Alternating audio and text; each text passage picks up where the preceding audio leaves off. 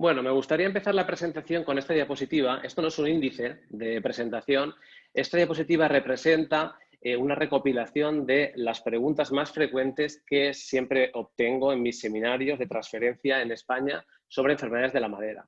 Inquietudes de técnicos y de viticultores sobre estas patologías. Por ejemplo, y son, vamos, de largo las que más me preguntan. ¿Cuándo podar? O sea, una poda temprana, una poda tardía, para intentar evitar infecciones de enfermedades de la madera, qué producto aplicamos a las heridas de poda, qué hacemos con los restos de poda, hay algún tratamiento para desinfestar el suelo contra hongos de madera y antes de plantar podemos tratar con algún producto preventivo para intentar combatir las enfermedades de la madera. Voy a intentar contestar con nuestros trabajos científicos y también dando mi opinión a cada una de estas preguntas. Bueno, las enfermedades de madera es un patosistema muy complejo por diferentes razones. La primera es porque existe un elevado número de hongos asociados a estas patologías. En la actualidad, pues, se han descrito más de 100 especies asociadas a 35 géneros, aunque los postulados de Koch no se han completado para todos ellos. Existen varias enfermedades, en vivero y viñedo joven principalmente, el pie negro y la enfermedad de Petri, en viñedo adulto, la yesca y la eutipiosis son las principales, pero hay otras enfermedades como el decaimiento por botrosferia, decaimiento por phomopsis, que pueden afectar tanto a vivero, material de propagación, planta joven y viñedo adulto.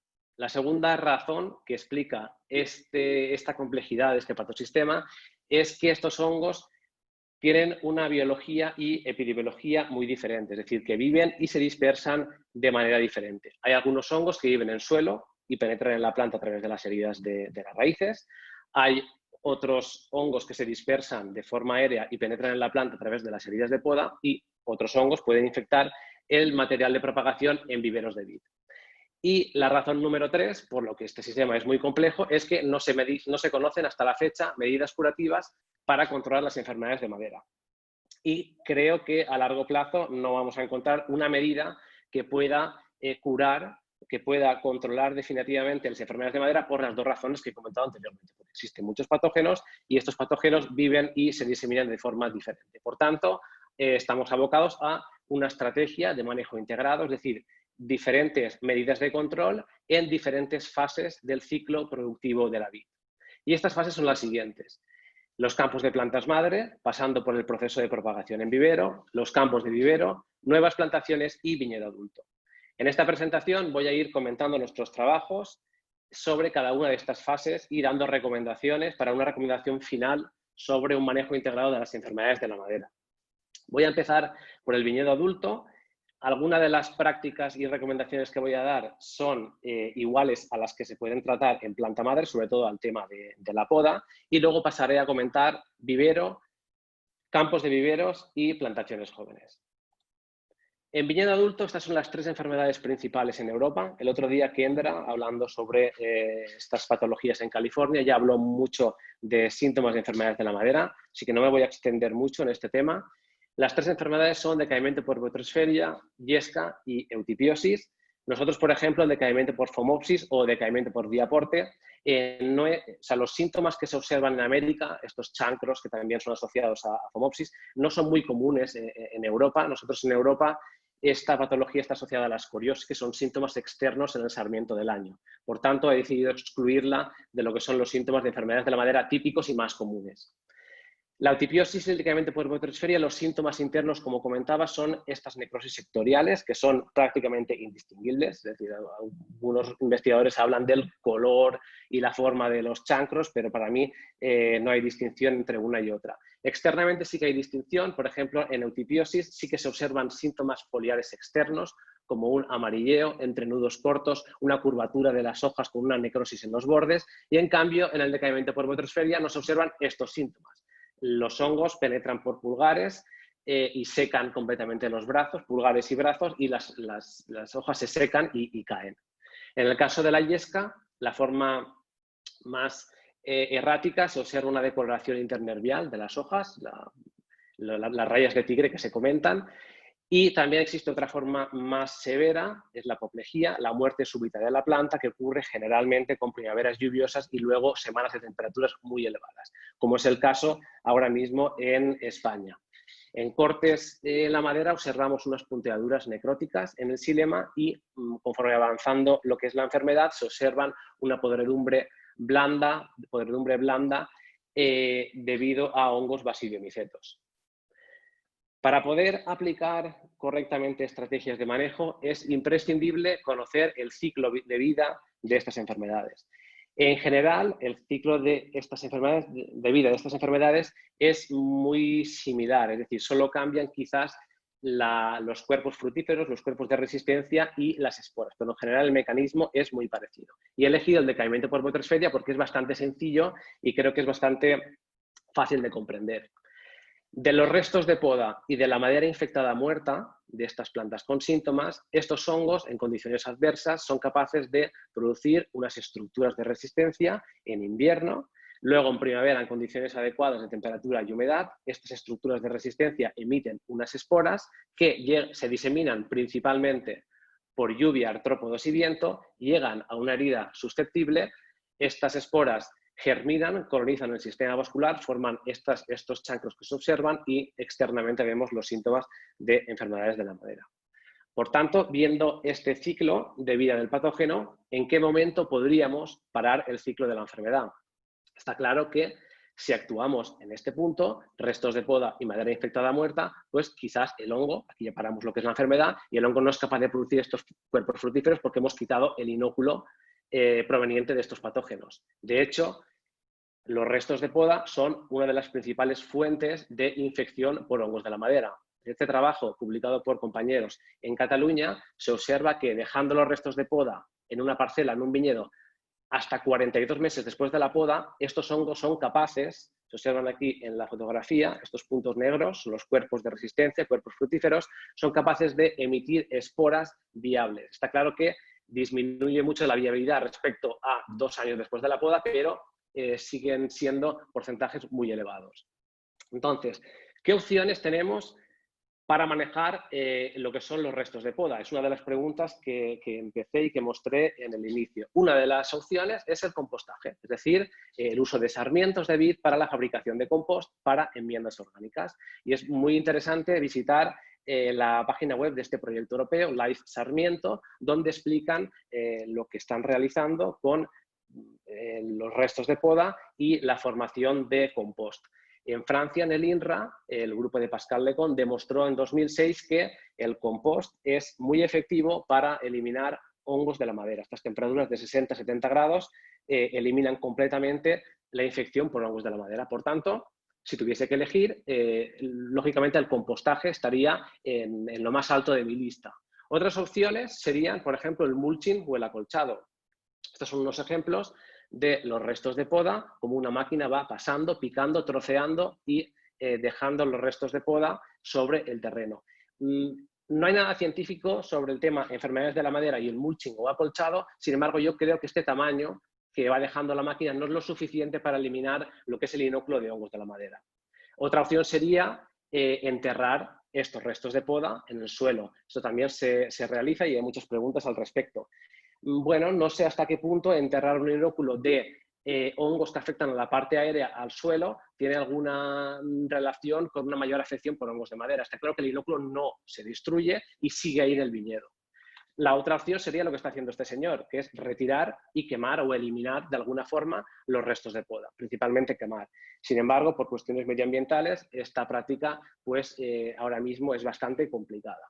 Entonces, yo si tuviese que elegir, elegiría en primer lugar el compostaje, luego, si es posible, retirar y quemar los restos de poda y, en último lugar, pues la incorporación al terreno, mulching o acolchado, porque desde el punto de vista fitopatológico, no me voy a meter en tema de materia orgánica y tema de aportes para el viñedo, pero desde el punto de vista de la patología son los mejores métodos porque eliminas el inóculo de hongos de la madera.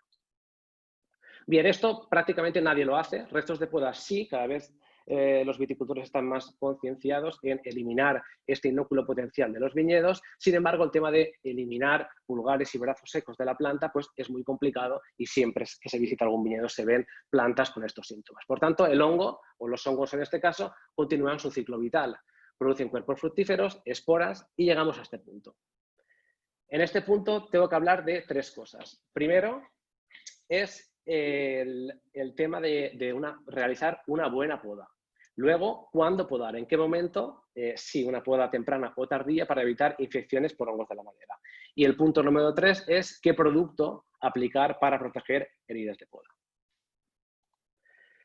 En esa diapositiva estoy mostrando unas fotografías excelentes de los compañeros de la Universidad Pública de Navarra sobre una poda bien hecha o mal hecha. Además, también me voy a apoyar en esta diapositiva en un manual de viticultura español de 1955. Por tanto, estas recomendaciones que voy a dar, como pueden observar, no son nuevas.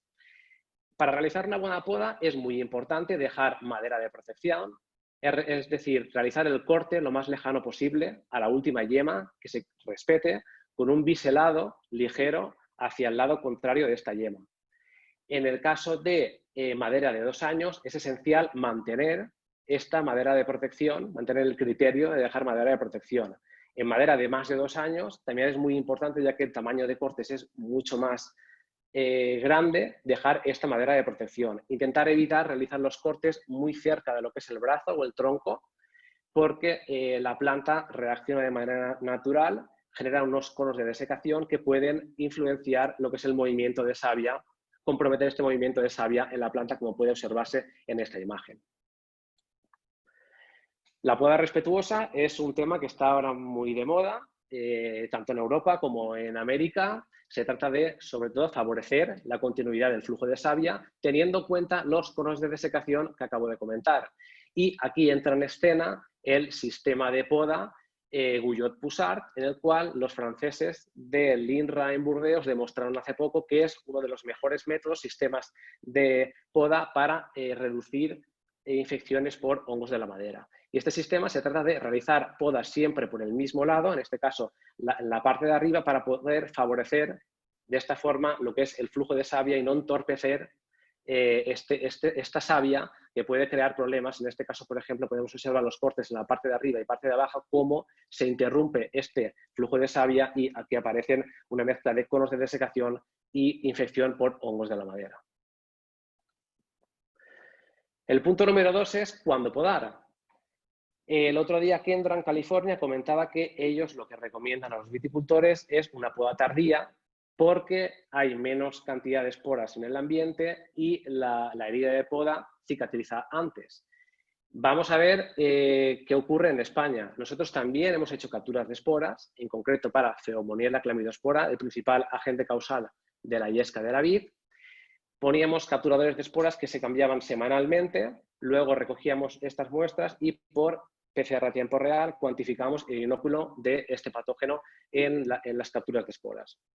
Y los resultados se pueden observar aquí en 2 viñedos, en Ontinyent en Valencia y en Logroño en La Rioja durante 2 campañas. Los resultados aparecen en estos puntos negros que muestran la cantidad de inóculo fúngico desde el mes de noviembre hasta el mes de abril.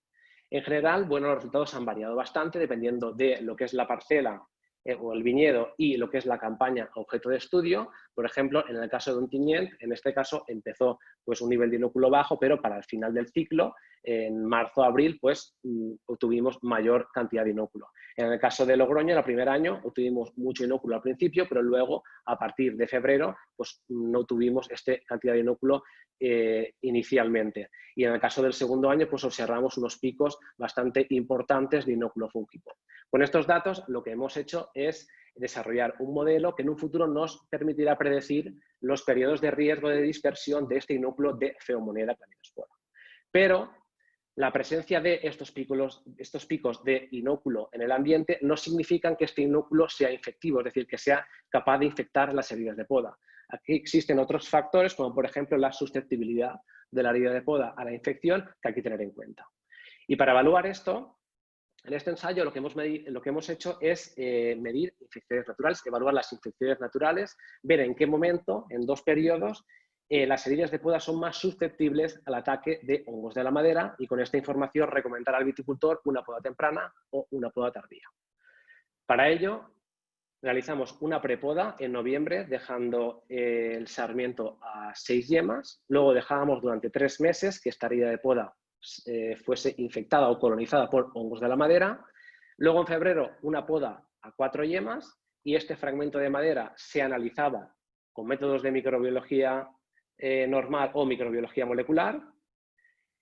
Y luego dejábamos otros 3 meses lo que es la herida de poda para una infección por hongos de la madera y finalmente cortábamos el sarmiento a 2 yemas vista, otra vez analizando este fragmento por técnicas de microbiología o de biología molecular. En este caso, estos 2 análisis lo que determinaban era la cantidad o la abundancia de hongos de madera que infectaba la herida de poda desde noviembre hasta febrero o, en este caso, desde febrero hasta mayo. Y estos son los resultados. Primero, voy a mostrar los resultados de La Rioja, 3 viñedos en La Rioja y un viñedo en Mendavia, muy cerca de La Rioja, en el sur de la Comunidad de Navarra. En 2017 no obtuvimos diferencias, más o menos en la microbiota fúngica, patógena en este caso, entre los periodos noviembre y febrero-mayo. Sí que había algunos hongos, como por ejemplo Citospora y Diaporte, que sí que mostraban diferencias significativas en el porcentaje de infección con respecto al periodo febrero-mayo. Y al revés, es decir, en este periodo febrero-mayo sí que existían hongos, como por ejemplo Cryptobalsa y Diplodia, que tenían una abundancia mayor en el periodo de febrero-mayo con respecto a noviembre-febrero. En el caso de 2018 los resultados son muy claros, es decir, hemos conseguido o hemos obtenido mayor porcentaje de infección en el segundo periodo de muestreo, desde febrero hasta mayo. También realizamos estudios en Galicia, en el noroeste de España. Aquí evaluamos 6 viñedos, 2 viñedos por denominación de origen Ribeiro, Rías Baixas y Valdeorras. Y los resultados aquí son muy claros. En general, en todas las condiciones se ha observado una mayor infección en el periodo febrero-mayo comparado con el periodo noviembre-febrero. A excepción probablemente, en este caso, en Valdeorras, de la infección por cadófora que mostró diferencias significativas con respecto al segundo periodo. Y estos resultados de La Rioja, Navarra y Galicia coinciden con lo publicado por el grupo de Jordi Luque en Cataluña sobre las infecciones naturales en esta región. Esto se publicó en 2014 y los resultados son similares, es decir, en el periodo noviembre-febrero, periodo febrero-mayo, se observa que en el segundo periodo hay un mayor porcentaje de infección en 4 años de estudio. Por tanto, dados estos resultados, nosotros lo que recomendamos, lógicamente, es una poda lo antes posible, una poda temprana, para evitar estos periodos de infección por hongos de la madera, que se contradice con lo presentado por Kendra en base a sus capturas de esporas y a lo que es la cicatrización de las heridas de poda en California. Bien, el tercer punto sobre el tema de la poda es la protección de heridas de poda. Aquí tenemos 2 maneras de proteger lo que son los cortes de poda. Se puede proteger mediante pulverización con tractor, aquí entran en acción los agentes de control biológico o los fungicidas, o una aplicación manual, un pintado con brocha o con pincel, con un mastic o con un mastic es una barrera física, una pasta, mastic con oxifungicida. Y la excepción a todo esto sería el Tesios de la BASF, que es un mastic, es decir, es un polímero líquido con fungicidas que se aplica mediante pulverización usando pues, una mochila que venden la compañía. Pero también es importante decir que este producto se puede aplicar también por pintado con brocha o con pincel. Respecto al coste, los colegas de Australia recientemente publicaron un artículo sobre el coste de ambos métodos. Una pulverización con tractor, según sus estimaciones, costaba $87 americanos por hectárea, una aplicación manual, pintado, el doble para un sistema Guyot, 4 veces más para un cordón doble Royat. Bien, en España, ¿cuál es la situación? En España tenemos 4 productos registrados para proteger heridas de poda. 3 productos en verde en base a agentes de control biológico, en concreto especies del género de hongos Trichoderma, y en rojo un producto en base a materias activas fungicidas.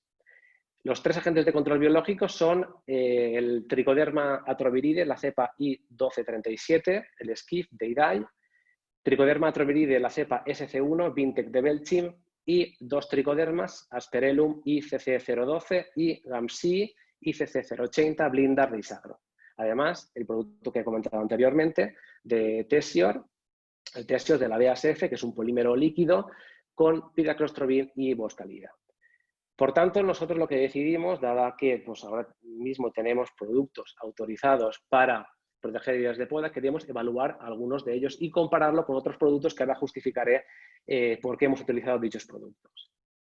Este ensayo se realizó en Galicia, en Obarco de Valdeorras, denominación de origen Valdeorras, en 2 viñedos adultos, un cultivo viñedo en espaldera, cordón doble rollat y cultivar godello. Para este experimento seguimos el método oficial de evaluación de productos fitosanitarios para la protección de heridas de poda en Europa, publicado en 2017 por la AEPO. Realizamos una poda larga, dejando madera de protección, en febrero porque es la época común en esta región para realizar la poda invernal, la poda de invierno. A continuación, después de realizar la poda, realizamos un tratamiento de estas heridas con 5 productos. El primer producto, el Tesios de la BASF, y la justificación es porque este producto está autorizado para su uso en diferentes países de Europa y en algunos otros ensayos pues, se ha observado una gran eficacia contra hongos de la madera. El producto número 2, un metiltiofanato, enovit-metil de Sibcam, y la justificación es porque tanto el metiltiofanato como sus primos hermanos, carbendazima, benomil, siempre han funcionado muy bien para hongos de la madera y además el enovit-metil demostramos en 2017 que era muy eficaz para proteger heridas de poda en almendro contra hongos de la madera. El producto número 3 llevaba un mástic, una pasta, Botrisec, un secante y tebuconazol, que es el SOM de Sibcam. Utilizamos este producto porque era muy utilizado lo que es el mástic con tebuconazol en Galicia por los viticultores y además el tebuconazol se ha mostrado bastante eficaz en ensayos en Australia contra eutipalata sobre todo. Luego, 2 productos en base a tricoderma, troviride, el Skif que ya he comentado y el Vintec. Y la justificación es porque están autorizados y registrados en España para su uso contra enfermedades de madera, protección de heridas de poda. 24 horas después de realizar los tratamientos, inoculábamos conforme aparece en la literatura, nos guiábamos por ensayos previos, con 800 esporas de Pheomoniella chlamydospora, principal agente causal de la Iesca, y Diplodia seriata, 400 esporas, que es uno de los agentes causales más comunes asociados al decaimiento por botrosferia. Luego, un día después, cubríamos estas heridas de poda con unas especies de plásticos, de globos, para intentar evitar la interferencia con infecciones naturales. Por viñedo utilizábamos 90 sarmientos por tratamiento y hongo, con sus controles positivos y negativos. Un año después de realizar estos tratamientos, colectábamos el pulgar. Se puede observar aquí claramente en estas fotos del pulgar descortezado cómo se observan los conos de desecación y cómo se observa el avance de Pheomoniella chlamydospora que avanza como un tiro hacia lo que es la madera, el brazo principal de la planta. Luego se realizaron aislamientos del hongo para comprobar la eficacia de estos productos. Estos son los resultados. En el caso de Pheomoniella chlamydospora, estadísticamente no observamos diferencias entre años de estudio y entre viñedos, por tanto decidimos unir los resultados en un solo gráfico. En este caso, 2 gráficos, uno que informa sobre el porcentaje medio de reaislamiento del hongo y otro sobre el porcentaje medio de control de la enfermedad. Respecto al reaislamiento del hongo, observamos que los productos Tesior y el mástic con tebuconazol proporcionaron significativamente un mayor control de la enfermedad, ya que se reaisló significativamente menos Pheomoniella chlamydospora que en el control positivo, aunque sin diferencias significativas con el metiltiofanato y el Skif. Traducido esto a porcentaje medio de control de la enfermedad con respecto al control positivo, se observa que el mástic con tebuconazol proporcionaba un 67% de control de la enfermedad, seguido del Tesior con un 51% y luego el metiltiofanato con un 46%. Luego los agentes de control biológico pues, fueron menos eficaces en el tema de Pheomoniella chlamydospora. Para Diplodia seriata, aquí sí que se encontraron diferencias significativas en el año de estudio, por tanto se representan los datos en las 2 campañas por separado, pero no entre viñedos. En el caso de la campaña 2018-2019, aquí claramente se observa que el metiltiofanato, el Tesior y el mástic con tebuconazol pues se obtenían menor porcentaje de reaislamiento del patógeno con respecto al control positivo y a los agentes de control biológico. Esto, traducido al porcentaje medio de control de la enfermedad respecto al control positivo, observamos que pues, Tesior y el metiltiofanato se mueven en porcentajes del 90 y 95% de control, seguido del mástic con tebuconazol del 76%. En el segundo año los resultados son muy similares. Sobre todo Tessior se obtuvo un porcentaje menor, significativamente menor de reaislamiento con respecto al control, y esto traducido en el porcentaje medio de control, se observa que el Tessior proporcionaba un 69% de control, seguido del metiltiofanato 54% y el Mastic con tebuconazol. Luego los agentes de control biológico, el Skiff y Vintec, 32 y 22% respectivamente. Las conclusiones. La primera conclusión es que los productos cuya composición tenían un polímero o un mastic, como por ejemplo el Tessior o el mastic más tebuconazol, proporcionaron los mayores porcentajes de control de la enfermedad. La gran pregunta aquí ¿es el mastic solo el que está ofreciendo este control de la enfermedad o es el mastic más los fungicidas?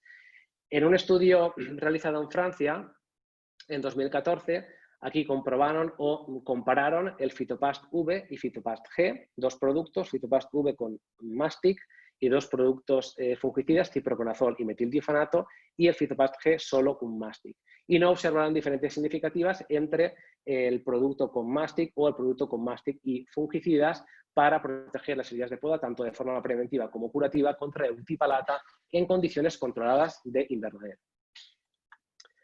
La segunda conclusión es que los productos basados en agentes de control biológico, en este caso de especies de tricoderma, proporcionaron bajos porcentajes de control y además el reaislamiento de la tricoderma fue muy bajo. El 9% para el caso de Vintec, en general, en resumen, una media entre los dos viñedos y un 14% para el Skiff.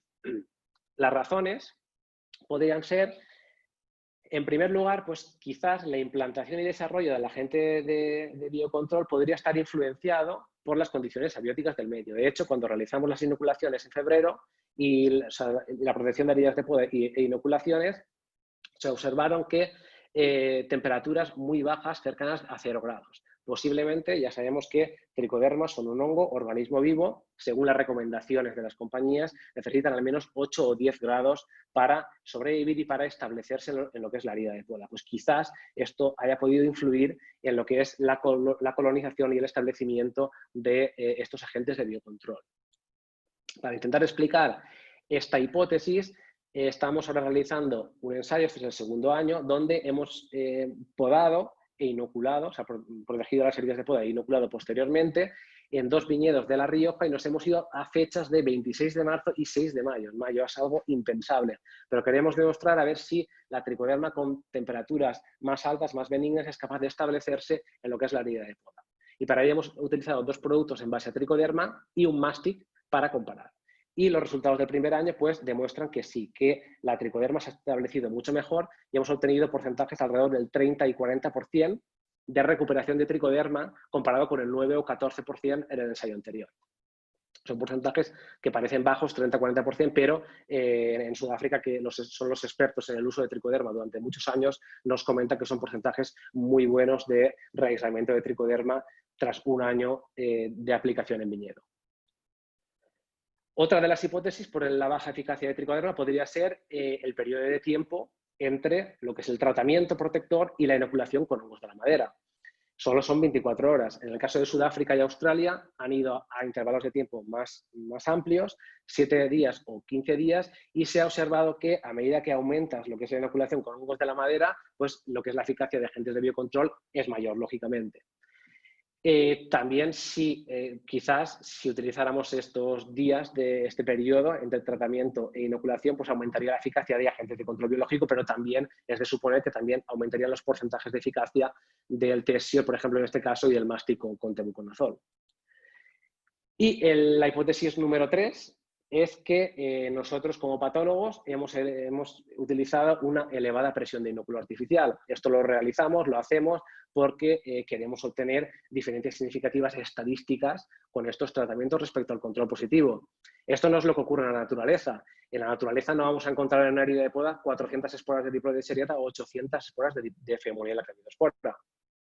Pero es lo que en la literatura se ha realizado y es lo que realizamos normalmente. Sin embargo, y ahora me gustaría presentar este proyecto europeo, Interreg POCTEFA, Vites Qualitas, cuyo objetivo es aumentar la longevidad y rentabilidad de los viñedos a través del estudio de poda y de los distintos tipos de injerto.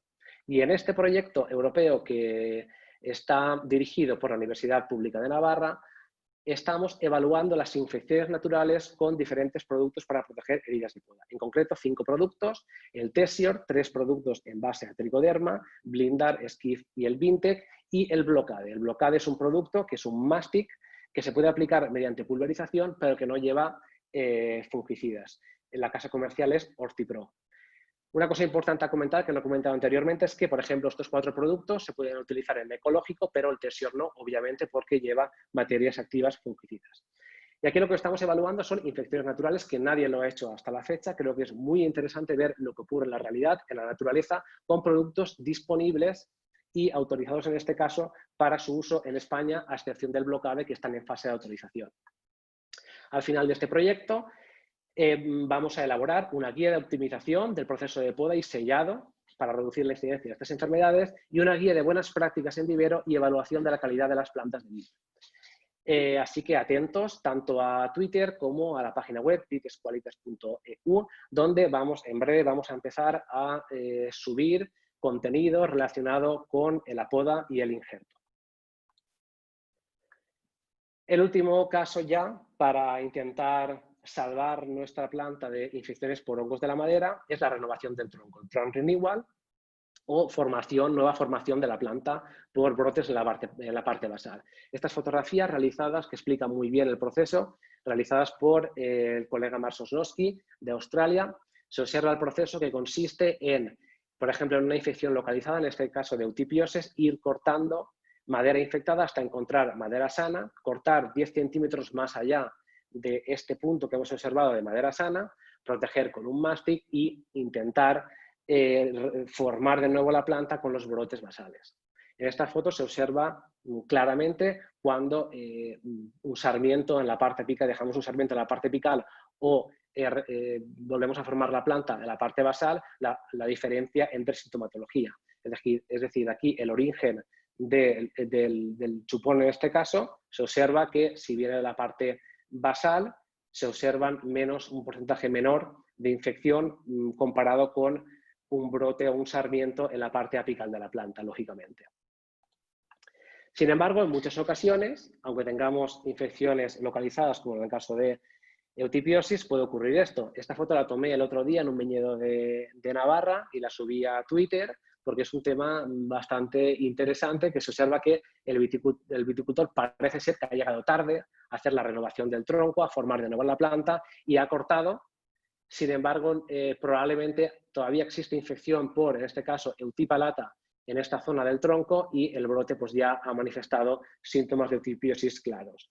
También es interesante observar que aquí por la parte derecha de la planta está creciendo un brote que de momento no tiene síntomas de enfermedades de madera. Yo lo que haría en este caso quizás sería cortar por aquí, proteger con un mastic y volver a formar la planta de este brote y a ver qué pasa para intentar salvar la planta. En el caso de Illesca ocurre una cosa similar, es decir, en el caso anterior es porque el viticultor probablemente ha llegado tarde y la infección ha bajado tanto que es imposible ir cortando y conseguir tejido sano. Pues en el caso de la Illesca muchas veces lo que ocurre es que esta infección, esta podredumbre causada por basidiomycetos, podredumbre blanda, llega hasta casi el portainjerto. Pero mucho que vayamos cortando es imposible encontrar madera sana y aunque formemos la planta de la parte basal, en un futuro vamos a tener problemas de Illesca con estas plantas. Por tanto, mi recomendación es, si hay que hacer renovación del tronco, hacerlo lo antes posible, cuando se detecten los primeros síntomas, para de esta forma pues no tener el inconveniente que hemos observado en las últimas fotos con eutipiosis y Illesca de la vid. Bueno, aquí he terminado la parte de planta adulta. Cambio de escenario completamente. Ahora voy a hablar de planta joven, de material de propagación en vivero. Las dos enfermedades más importantes en planta joven son el pie negro y la enfermedad de Petri. Y los síntomas en campo pues, observan una reducción del desarrollo, es decir, la planta no brota bien los primeros años tras la plantación. En algunas ocasiones, el tercer o cuarto año se produce una marchitez, también entre nudos cortos, amarilleos, etc. Estos síntomas no son específicos de enfermedades de la madera, también pueden ser causados por otro tipo de estrés abiótico o biótico, pero en enfermedades de madera pues, se dan estos síntomas que, como he comentado, se pueden solapar con otro tipo de síntomas. En el caso del pie negro, esta enfermedad afecta sobre todo a la base del portainjerto, en material de propagación en vivero, penetra por la base de las estaquillas, el callo mal cicatrizado, estas heridas en las raicillas en la fase de callo. Aquí se observa que han utilizado serrín en este caso. Ahora actualmente, al menos en Europa, se utiliza mucho agua con cobre. Por tanto, en la fase de formación del callo, estas infecciones por pie negro han disminuido bastante.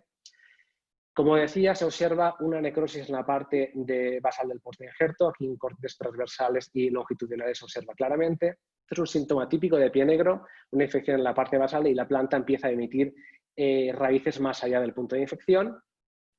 Y este síntoma, que es deformación de la raíz, denominado en Estados Unidos J-rooting, no es causado por hongos asociados al pie negro, sino que esto es causado por, en el momento de la plantación, se doblan las raíces hacia arriba y esto causa un tipo de estrés en la planta. Estos hongos están ahí y siempre que hemos visto estos síntomas, siempre ha habido incidencia bastante alta de pie negro.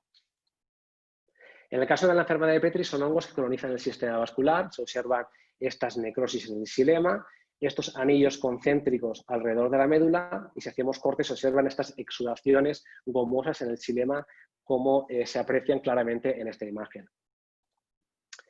En esta presentación voy a hablar de las medidas de control en el proceso de propagación, en campo de vivero y en nuevas plantaciones. En vivero, en el proceso de propagación, es importante destacar el papel, la eficacia de Trichoderma troviride SC1, que ya he comentado anteriormente, de Vintec, el Vintec de Belchim. En Italia se ha demostrado que la aplicación en hidratación de esta tricoderma antes de frío durante 30 horas o en tiempo 2 antes de injerto durante 1 hora disminuye casi al 0% la incidencia de dos hongos muy importantes asociados a la enfermedad de Petri en infecciones artificiales. En infecciones naturales, el grupo de Josep Armengol en la Universidad Politécnica de Valencia demostró el potencial de esta tricoderma para reducir significativamente hongos asociados o la incidencia de hongos asociados y severidad de Boetrosphaeria y la enfermedad de Petri aplicando la tricoderma antes del injerto, durante 24 horas, durante el periodo de estratificación y antes de la plantación. Sin embargo, no se obtuvieron resultados positivos en el caso del pie negro de la vid. Luego, estos investigadores aplicaron tricoderma en protección de heridas de poda, pero realizaron aislamientos en lo que es la zona del injerto, parte basal de la planta, del portoinjerto en este caso, y en la raíz. Sin embargo, en años sucesivos en campo no observaron, aunque sí que observaron lo que es una disminución, una tendencia en la disminución de la infección cuando usaban tricoderma, estadísticamente no se encontraban diferencias con respecto al control. Y aquí quería incluir otra de las medidas de control en vivero, la termoterapia con agua caliente, y luego explicaré nuestro proyecto de investigación donde queríamos unir ambas estrategias, termoterapia con agua caliente seguida de una aplicación de tricoderma.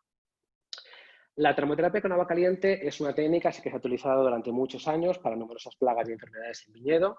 Consiste en la hidratación durante 1 hora del material vegetal latente, luego los tratamientos en un tanque con agua caliente, ahora explicaré un poco el tema de las temperaturas y tiempo, y luego inmediatamente después de realizar la termoterapia se hidrata el material vegetal durante 30 minutos para a las 24 horas intentar plantar el material vegetal inmediatamente en el viñedo. Existen diferentes proyectos, estudios actuales sobre la posibilidad de, después de esta hidratación y este tratamiento, almacenar en frío hasta una demanda del viticultor y poder proporcionar estas plantas tratadas por termoterapia cierto tiempo después de los tratamientos. Está ahora mismo en evaluación, sin embargo nosotros en 2014 ya demostramos que periodos de incubación, en este caso en frío, de 1 mes podrían afectar a lo que es la viabilidad del material vegetal tratado por termoterapia con agua caliente. Esto es una cosa a explorar y a estudiar en un futuro. La termoterapia está de moda. Está de moda actualmente por un motivo fundamental y es que es el único tratamiento en viveros de vid para eliminar completamente Xylella fastidiosa, la bacteria de cuarentena en Europa, Xylella fastidiosa, asociada a la enfermedad de Pierce de la vid y todas sus subespecies. Tratamiento 50 grados durante 45 minutos. Este tratamiento también se utiliza mucho en Francia para controlar o para reducir o eliminar en este caso la flavescencia dorada. El tratamiento estándar contra hongos de la madera en todo el mundo son 50 grados durante 30 minutos, pero nosotros utilizamos 53-30 en España y ahora explicaré el porqué. Cosas a tener en cuenta para la termoterapia, para aquellos viveros que están pensando en instalar un tanque de termoterapia con agua caliente en sus instalaciones. La primera es que algunas variedades son más susceptibles que otras a los tratamientos. Un estudio realizado hace casi 20 años por investigadores australianos. Por ejemplo, Pinot Noir es muy susceptible, Chardonnay, Riesling y Merlot es moderadamente susceptible y Cabernet Sauvignon es la menos susceptible de todas estas variedades. Segundo punto importante a destacar es que la tolerancia a las plantas a termoterapia depende del clima de la región donde se ha propagado el material vegetal. Por ejemplo, en Nueva Zelanda, los campos de plantas madre se cultivan en climas más fríos que en España y, por tanto, ellos 50 grados lo pueden aplicar. La planta se muere, o sea, pierde la viabilidad por completo. Sin embargo, nosotros en España, con climas más cálidos, donde se cultivan los campos de plantas madre, llegamos hasta 53 grados. Y el punto número 3 es que la termoterapia no es completamente eficaz para eliminar los hongos de la madera. En este estudio, publicado hace 2 años, lo que hicimos es utilizar las últimas técnicas de estudio del microbioma, utilizando ARN, que detecta los propágulos viables. Es decir, cuando se estudia el ADN, se estudia el microbioma total, en el caso del ARN, solo los organismos que están vivos. Y lo que observamos en tratamientos a 50 grados y 53 grados es que se produce una reducción significativa en lo que son la incidencia o abundancia, en este caso, de hongos de madera. Sin embargo, a 53 grados todavía seguimos detectando algunas especies. Por tanto, esta técnica reduce, pero no elimina hongos de madera. Y queríamos unir estas dos técnicas. Un proyecto, Viverbit, financiado por la Xunta de Galicia, donde queríamos evaluar el potencial de la termoterapia con agua caliente, tratamiento que se realiza, que nosotros recomendamos en España, porque en España pues, hay pocos viveros que realizan el tratamiento por termoterapia. Y la Trichoderma atroviridae. Tratamiento de estaquillas, tanto de portainjerto como de variedad, antes del injerto, luego las llevábamos a campo y al final del ciclo recogíamos estas plantas y hacíamos aislamientos microbiológicos de la base del portainjerto y de la raíz. Y estos son los resultados para el pie negro y la enfermedad de Petri. Para el pie negro, la aplicación de tricoderma solo proporcionaba un poco más del 20% de control de la enfermedad, la termoterapia un 8,5% del control de la enfermedad y cuando uníamos termoterapia y luego tricoderma un 31,5% de control de la enfermedad. En el caso de la enfermedad de Petri, los porcentajes de control eran superiores a lo ocurrido en con el pie negro, con tricoderma solo un 55%, termoterapia 84% y termoterapia y tricoderma valores muy similares con un 83,8% de control de la enfermedad. Por tanto, en esta primera fase de esta presentación en planta joven y en vivero, mi recomendación en proceso de propagación es la utilización de tricoderma sola o combinada con termoterapia porque los porcentajes de control son bastante elevados. ¿Qué ocurre en campo de vivero? El suelo siempre ha sido el más olvidado en el tema de patología y en enfermedades de la madera. Vamos, prácticamente nadie trabaja con suelo, supongo que será por la complejidad. Nosotros en los últimos años tenemos varios trabajos del estudio de suelo, microbioma y enfermedades de madera y creo que es un punto clave en lo que es la infección por hongos de la madera en planta joven. Sobre todo debido a el pie negro. El pie negro es una enfermedad, como he comentado, está causada por hongos que viven estrictamente en suelo, producen conidios y clamidosporas y estas clamidosporas les permiten sobrevivir mucho tiempo en suelo, en ausencia, en este caso, de huésped. De hecho, en viveros, con rotación de cultivos, el hongo se ha demostrado que sigue presente al cabo de 4 años tras la plantación de vid. En España tenemos una situación bastante peculiar con respecto a las materias activas fungicidas. En 2019 se limita la venta de estos fumigantes al suelo, metansodio, metanpotasio, el Dazomet. En algunas regiones se ha concedido una prórroga con utilizaciones bastante puntuales, pero el futuro de estos fumigantes en Europa en general es que van a desaparecer. Por tanto, hay que buscar alternativas sostenibles para una viticultura, en este caso sostenible, para luchar contra estas enfermedades de madera que viven en suelo. Y una de las alternativas que proponemos, que es un trabajo que publicamos en 2018, es la biofumigación. En este caso, biofumigación con mostaza blanca, Sinapis alba. En este experimento realizamos 2 tratamientos al suelo, bueno, 3 tratamientos, un control sin tratamiento, un fungicida comúnmente utilizado en viveros en La Rioja para otro tipo de enfermedades y una biofumigación con Sinapis alba. Siembra de semillas en otoño y en invierno, cuando la planta biocida estaba en floración, en concreto 50% de antesis, se pica, se tritura y se incorpora al terreno. Posteriormente se cubre esta zona con un plástico negro. El plástico negro en viveros, al menos en España, es muy común para combatir las malas hierbas. Se riega hasta capacidad de campo, se deja durante un mes y luego se levanta este plástico y se plantan las plantas de vid, o también se pueden dejar el plástico y con agujeros plantar la planta injerto. Además de estos 3 tratamientos al suelo, aplicamos un tratamiento a la raíz con el producto Tusal de Certis, agente de control biológico, Trichoderma atroviride cepa T11 y Trichoderma asperellum cepa T25. En un diseño split plot, en parcelas divididas, el plot principal, tratamiento del suelo, y el subplot, tratamiento de las raíces. Y los resultados mostraron que en rojo el control, en verde la biofumigación y en azul el tratamiento químico, que la biofumigación con mostaza blanca reducía tanto la incidencia como la severidad en 2 viñedos casi al 50 o más por cien con respecto al control positivo. En este caso, la tricoderma y todos estos resultados fueron independientes de la utilización o de la aplicación de tricoderma a las raíces. Por tanto, la biofumigación tiene un potencial muy elevado para al menos reducir lo que es el inóculo de pie negro en campos de vivero o incluso en nuevas plantaciones. Otra técnica que podría tener una cabida dentro de lo que es la sostenibilidad del viñedo actual sería la aplicación de ozono.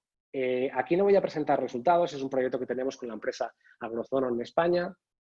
Estamos en el 2.º año de ensayos, o sea que para final de año ya tener resultados fidedignos sobre la aplicación de ozono en viñedo por irrigación para desinfestar suelo contra enfermedad de Petri y hongos asociados al pie negro. Este es el proceso. Primero se realiza una preparación del suelo, un riego hasta capacidad de campo y a las 24 horas se aplica el ozono, siempre controlando la duración, pH, concentración y potencial redox, en este caso, de acuerdo a las recomendaciones de la casa comercial, y luego se produce la plantación. En este caso se hizo al revés, primero la plantación, luego se colocó lo que es la goma para el riego por irrigación y luego se trató con ozono. Por tanto, bueno, podría ser una alternativa al uso de químicos convencionales para desinfestar el suelo en viñedos.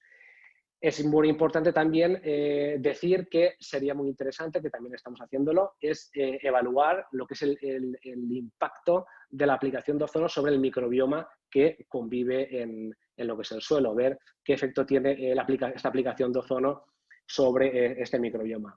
El ozono ya se ha aplicado y se ha mostrado su eficacia contra enfermedades en suelo en otros cultivos, por ejemplo en soja, se utilizó contra Phytophthora sojae con muy buenos resultados y también para nematodos de la patata. Por tanto, estos resultados fueron los que nos indujeron a probar este método en viñedos. Veremos los resultados. Por tanto, en campo de vivero, lo que recomiendo es una biofumigación con mostaza blanca en nuestro caso, pero sería interesante evaluar el potencial de otras plantas biofumigantes, sobre todo del género Brassica. Existen muchas Brassicas, Brassica juncea, nigra, etcétera, que podrían probarse y evaluarse contra hongos que viven en el suelo. Y el ozono, pues estamos esperando a ver los resultados, pero también podría ser quizás una alternativa sostenible a este uso de químicos convencionales. En nuevas plantaciones nos encontramos con el mismo problema.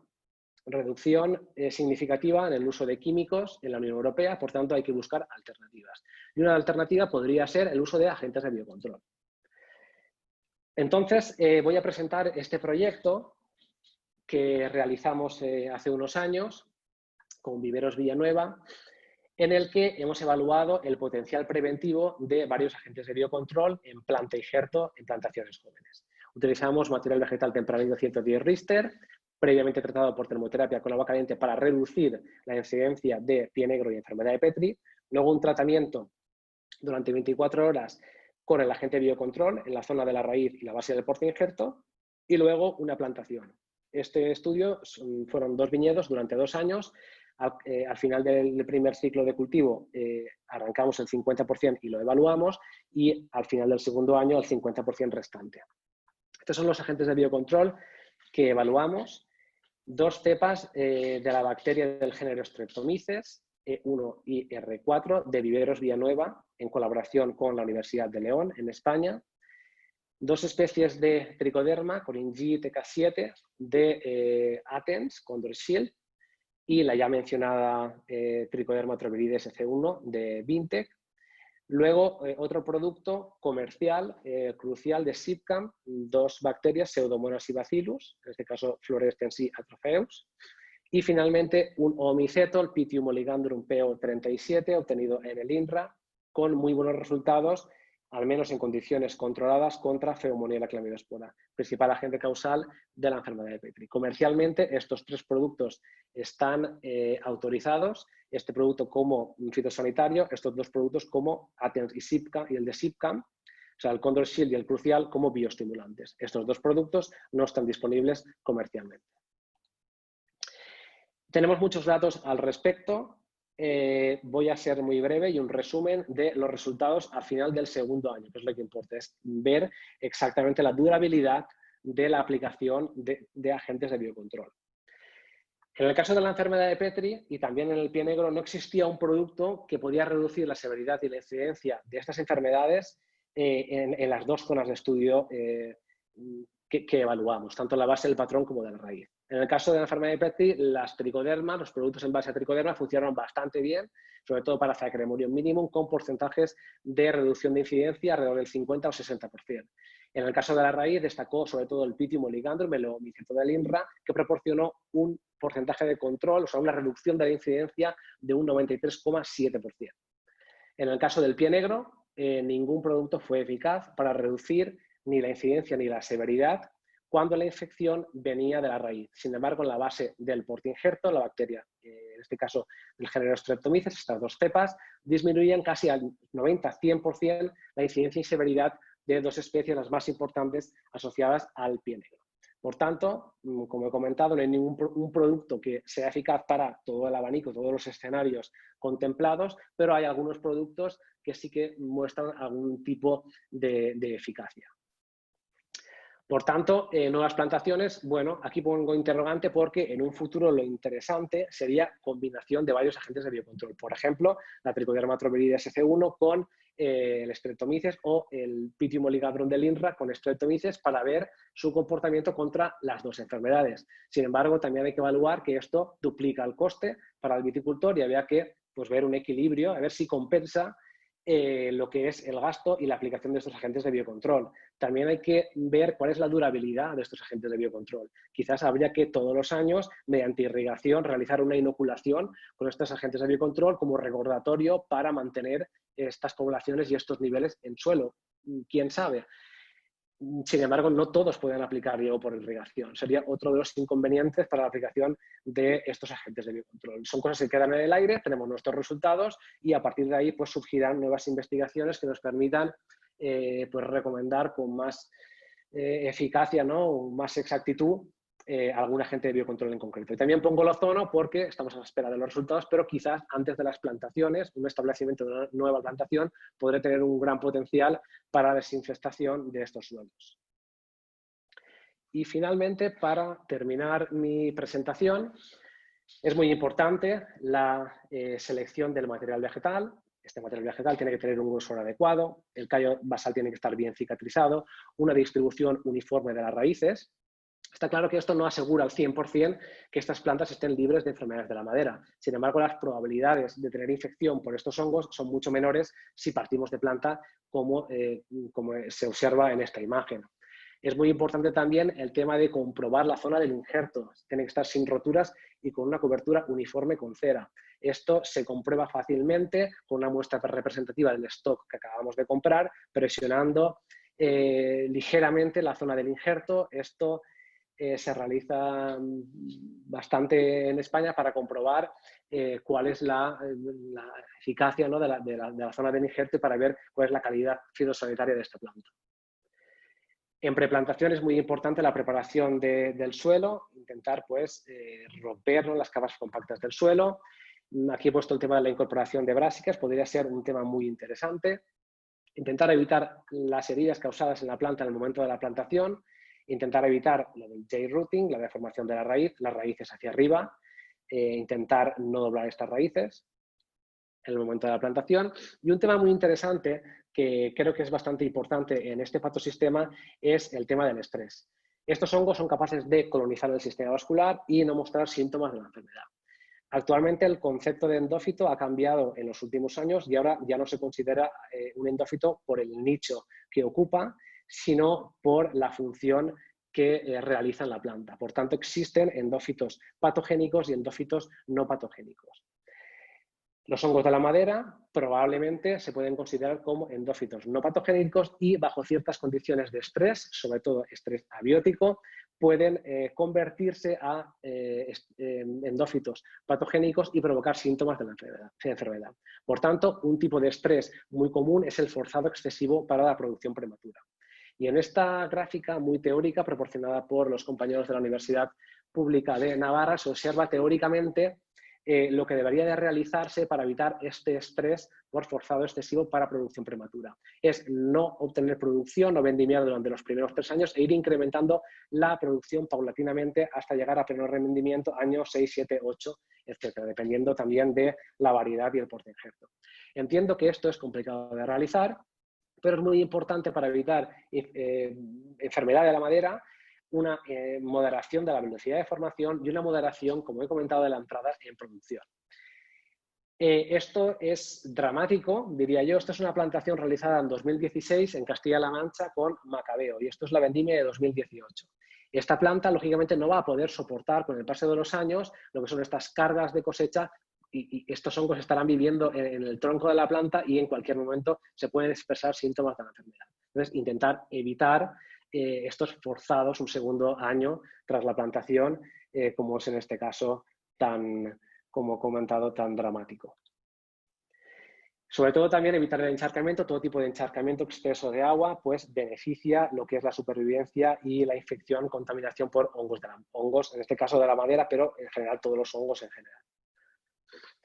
Por tanto, volvemos a la diapositiva del inicio, una estrategia de manejo integrado, diferentes medidas de control en las fases de producción de la planta. En base a mi presentación, a los proyectos que hemos disfrutado y a las investigaciones que hemos conseguido, estas son mis recomendaciones, siempre teniendo en cuenta, esto es muy importante, las investigaciones se han realizado en España, más concretamente en La Rioja y también en Navarra y sobre todo también en Galicia. Por tanto, sería interesante en aquellas regiones o países con laboratorios de investigación que trabajen con hongos de la madera, que hagan sus ensayos y sus investigaciones porque quizás las recomendaciones no son las mismas. En el tema de plantas madre, podría pasarme otra hora hablando de manejo de plantas madre, sistemas de conducción, irrigación y también en proceso de propagación, pero en general lo que se recomienda es la sanidad del viñedo, eliminar restos de poda, reducir el tamaño de los cortes en buenas prácticas de poda, dejando la madera de protección y favoreciendo el flujo de savia. En el tema de protección de heridas de poda, nuestras investigaciones y nuestros resultados nos dicen que recomendamos la aplicación de Tessior, de la BASF o un mastic para proteger las heridas de poda. En el proceso de propagación de vivero, por supuesto, una limpieza de compartimentos, tanques de hidratación, máquinas de injerto Omega, la cámara de formación del callo.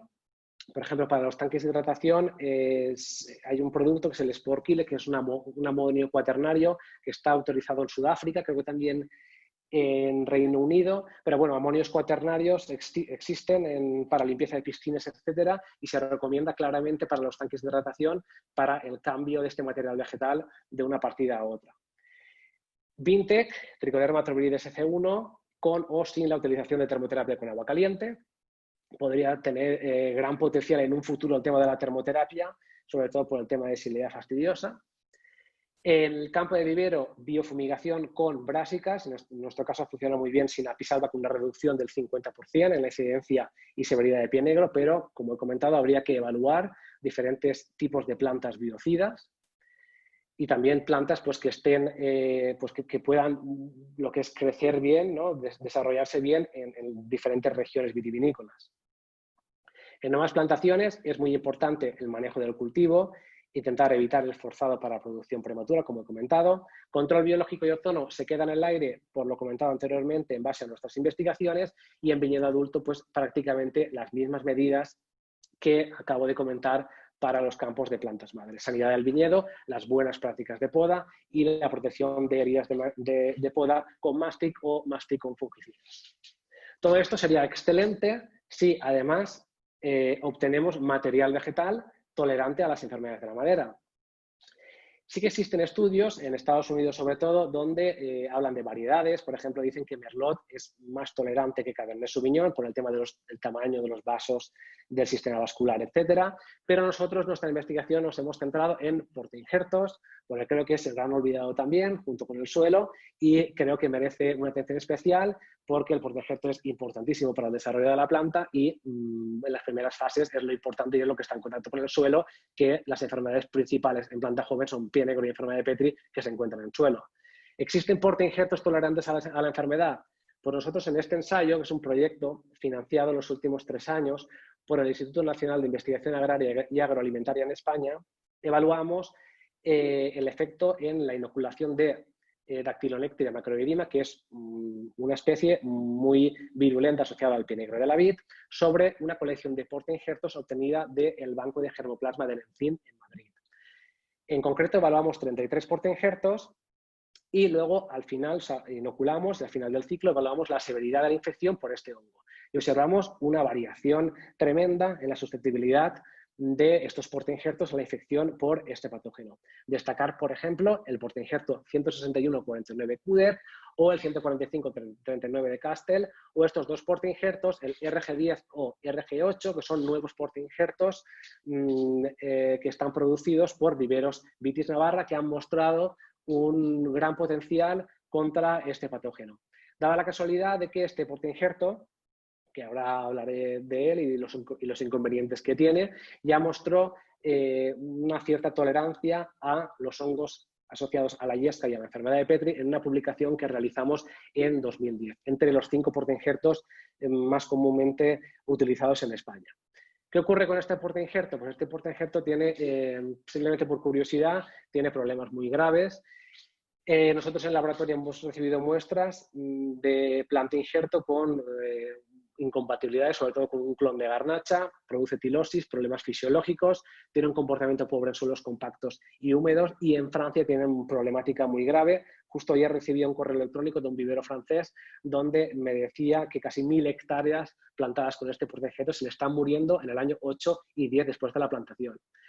Recientemente visitamos el Marco de Jerez y también con este portainjerto están teniendo problemas muy graves. Sobre todo lo que se observa es que la planta empieza a crecer muy bien y el tercer o cuarto año tras la plantación, la planta, o sea, lo que es la abordación se para y la planta cuarto, quinto año se muere.